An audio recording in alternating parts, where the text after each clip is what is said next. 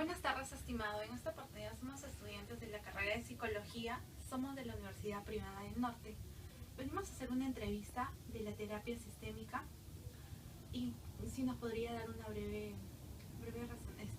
semblanza profesional de usted. Claro, mi nombre es Ángel Paz Jesús, soy egresado de la Universidad Nacional Mayor de San Marcos de la carrera de Psicología. Soy licenciado por la misma universidad, colegiado. Tengo una maestría también en Psicología Clínica y de la Salud en la misma universidad que acabo de concluir recientemente.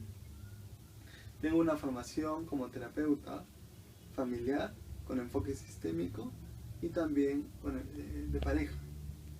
Me dedico en mi ámbito profesional al trabajo básicamente de problemas familiares y de pareja, y tengo un diplomado también en violencia familiar por el Instituto Peruano de Orientación Psicológica.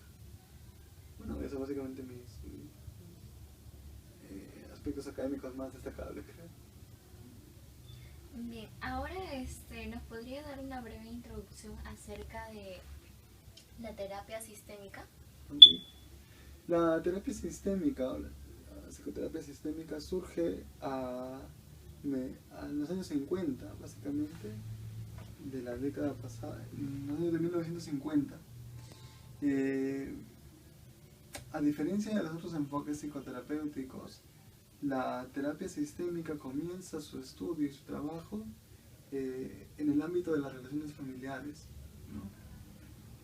Se empezaron a estudiar, por ejemplo, en hospitales psiquiátricos, ¿no? Con pacientes con esquizofrenia.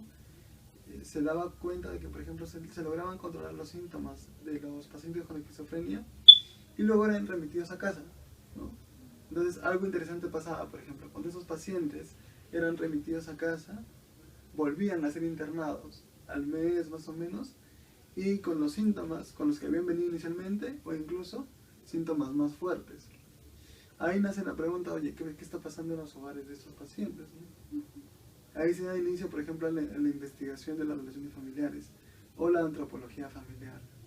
El enfoque sistémico, la terapia sistémica, comienza su proceso de abordar los problemas psicológicos en el contexto de las relaciones familiares. Se citan familias, se ven familias, y luego se va especificando las relaciones de pareja y finalmente las problemáticas del adulto o de una persona en el contexto de las relaciones familiares. La diferencia está que los otros enfoques terapéuticos comienzan de forma inversa, ¿no? Siempre comenzaron con el individuo, ¿no? A solas, ¿no? Como Freud, por ejemplo, y las mujeres con histeria, ¿no? Comenzaban de a uno, ¿no? ¿Para qué? Para no contaminar la transferencia, por ejemplo. Cambio diferente pasó en el modelo sistémico, a pesar de que varios de los pioneros venían de escuelas psicoanalíticas, ¿no? Esa es un poco la historia del modelo sistémico. El modelo sistémico lo que hace es un enfoque de contexto, ¿sí? Trata de evaluar las conductas de las personas, pero cómo estas conductas se manifiestan en la interacción con otras personas, ¿sí? Entonces, por ejemplo, las conductas de los miembros de la familia, cómo se manifiestan dentro de la relación que tienen con los otros miembros de la familia, ¿sí? Y en qué tanto esas conductas le son funcionales o no, o le hacen bien o no a la persona, ¿no?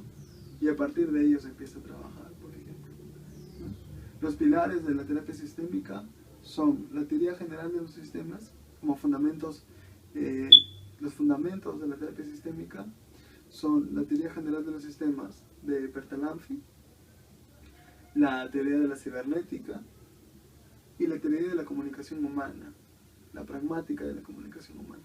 Esos son los tres fundamentos casi epistemológicos del enfoque sistémico, ¿no? Que lo que te ayudan es a ver el problema de la persona en el contexto, en un contexto determinado. En este caso, en el contexto de las relaciones familiares, por ejemplo, ¿no? Entonces se ve como el problema de la persona, por ejemplo, tiene sentido o cobra sentido en su forma de vida familiar, por ejemplo, ¿no? Un niño con problemas de conducta, por ejemplo, es una óptica de ver los problemas.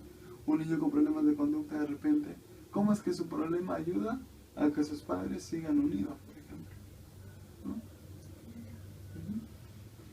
Ese es el enfoque básico. ¿Nos podría decir cuál es la diferencia en la psicoterapia sistémica en tanto individual como familiar? ¿Nos podría ¿Dentro del mismo enfoque sistémico? dentro del enfoque sistémico? Particularmente considero que la terapia individual desde el enfoque sistémico aún está consolidándose, ¿no? Creo que la fortaleza más del enfoque sistémico tiene que ver con las intervenciones de familia y pareja, porque por ahí empezaron. Pero a nivel individual considero que todavía está consolidándose, todavía está encontrando el camino. ¿Por qué? Porque para tú trabajar de forma individual necesitas por lo menos una teoría de la personalidad bastante sólida.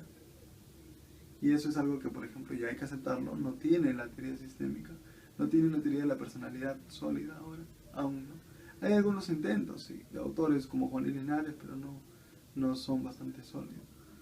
Problemáticas individuales como un trastorno de pánico, por ejemplo, o un trastorno de ansiedad, un trastorno obsesivo compulsivo, la evidencia nos dice que se trabajan mejor con otro modelo terapéutico que podría ser la terapia cognitivo-conductual, por ejemplo.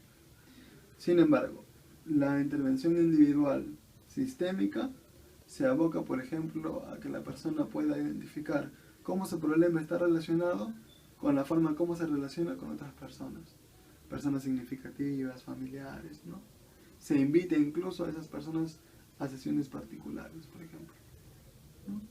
Mientras que la intervención sistémica a nivel de familia y pareja propiamente, sí, la pareja están los dos aquí presentes, ¿no? Se abocan no los problemas de cada uno, sino los problemas que hay en su relación de pareja, ¿no? Igual en las familias, por ejemplo. Los problemas que se enfatizan son en la forma como se llevan, ¿no? En el grado de cercanía emocional que tienen, por ejemplo. Se tienen confianza unos a otros, se cuentan problemas, ¿no? Se respeta el espacio personal de cada uno. Se respeta cuando uno de repente de los hijos toma una decisión. Es respetado por los padres, ¿no? De repente si el hijo tiene una vocación, ¿se respeta eso por los padres o se ve como una falta de lealtad, por ejemplo? ¿No? Eso le llaman los límites, ¿no? Qué tan cercana es la familia, qué tan distante es, ¿no? Y qué tanto los miembros están satisfechos con esa distancia, por ejemplo. Generalmente en la adolescencia, ¿no? Dicen, mis padres no me dan mi espacio, ¿no? ¿Okay? O también parejas, por ejemplo, donde dicen, ¿no? Siento que él y yo estamos muy distantes, que cada quien está por su lado, ¿no? El enfoque va a esos problemas. En la psicoterapia sistémica, que es familiar, se interviene desde los niños y hasta los padres. Ya. Por ejemplo, en la intervención familiar pueden estar presentes los padres con sus hijos. Se interviene a todos. A todos. Porque el problema, desde el enfoque, es que el problema es de la familia y el problema es de todos. Todos intervienen en ese problema, todos colaboran en que ese problema se siga manteniendo y todos a la vez están afectados por ese problema familiar. Entonces por eso es que se maneja con todos. Ahora hay algunas premisas sobre la sesión. Por ejemplo, los niños se dice que se incluyen en la sesión a partir de los 9 años para arriba. Es un criterio que se tiene, por ejemplo. Y cuando se tiene, por ejemplo, a padres con sus hijos, se tocan netamente asuntos de la familia, como en el plano de crianza, por ejemplo. Temas muy de pareja, por ejemplo, de alcoba, no se toca en frente de los niños. Claro. ¿No? Hay esas premisas que se respetan, por ejemplo. ¿Sí? Ahora, ¿nos puede comentar los temas más frecuentes o las problemáticas más frecuentes que ha tenido dentro de las terapias de familia? Bien. He tenido, por ejemplo, si hicieron mi ranking aquí, una de las más comunes, uno de los motivos de consulta más comunes son problemas de parejas debido a una infidelidad, ¿no? Por ejemplo, han sufrido una infidelidad, están en una situación de infidelidad, uno de ellos pues ha roto las reglas explícitas que había de exclusividad, entonces vienen aquí para trabajar ese aspecto, ¿no? hoy en día tanto varones y mujeres tienen casi igual probabilidades de cometer una infidelidad, ¿no? De sacar los pies del plato.